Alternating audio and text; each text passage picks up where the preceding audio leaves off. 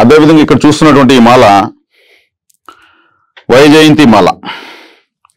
ఈ వైజయంతి మాల చాలా పవిత్రమైనది, ఎంతో విశేషమైనది ఉంటుంది, చాలా అరుదైనటువంటిది, అందరి దగ్గర ఉండవలసినటువంటిది.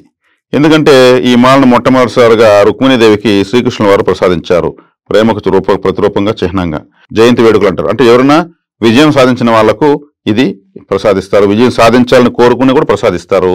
ఇది ప్రేమికులు ప్రేయసికి కానీ ప్రేయసి ప్రియుడికి కానీ మొట్టమొదటిగా ఇవ్వాల్సినటువంటి మాలగా దీన్ని చెబుతారు. వాళ్ళ యొక్క ప్రేమ విజయవంతం కావాలని కోరుకుని ఇస్తారు మరి. కాబట్టి దీన్ని గిఫ్ట్గా కూడా ఎవరికైనా కూడా ఇవ్వచ్చు, విజయాన్ని వాళ్ళు సొంతం చేసుకోవచ్చు.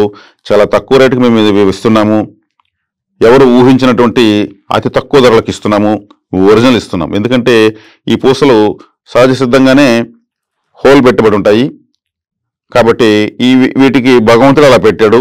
దీన్ని అల్లి మీకు ఇవ్వడం జరుగుతుంది. చక్కగా మీరు తీసుకుని దేవతా ఫోటోలకు వేయచ్చు, మన పెద్దల ఫోటోలకు వేయచ్చు, ఎవరికైనా కూడా గిఫ్ట్గా ఇవ్వచ్చు.